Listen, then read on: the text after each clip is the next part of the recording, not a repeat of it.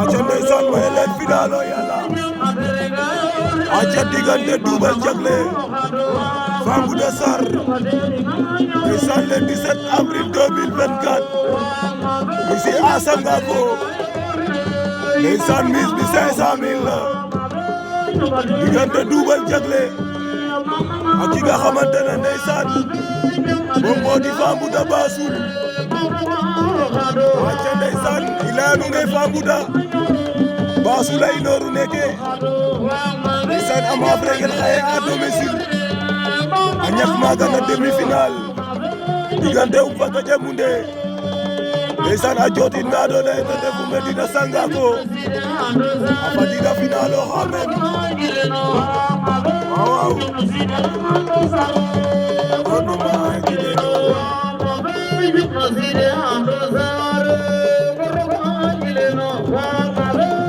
diggante Fambouda fo andoona yee ten refu Double Diaglé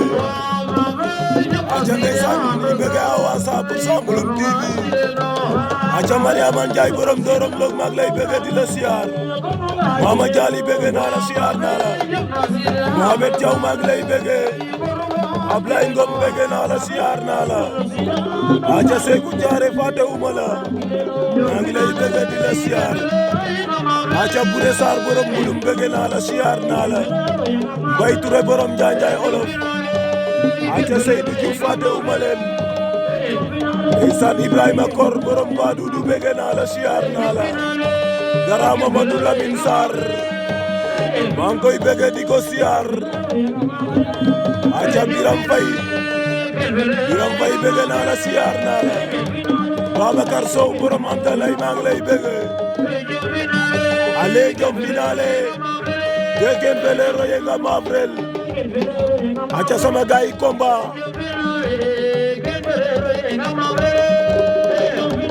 aca ndeysaan maa ngi bege waa Medina Sangako aca sama gaay nee naa leen rendez-vous a Kër Layim Socé ale yer waago yete jabar wat ge xeja dana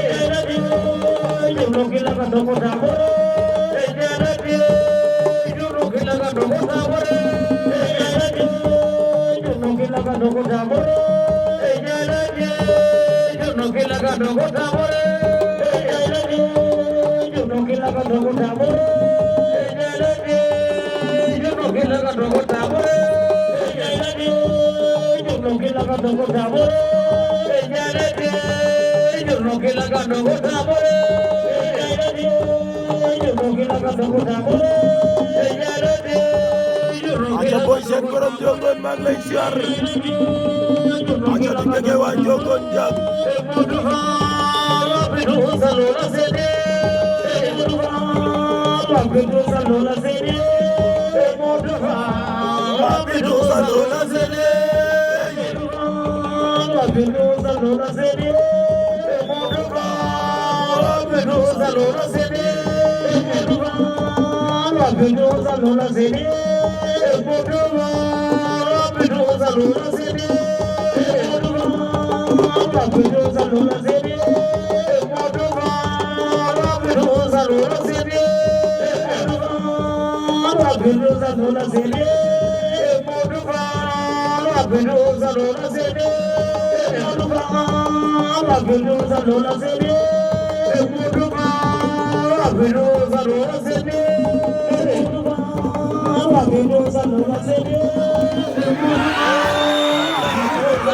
Double Diaglé daan na Fambouda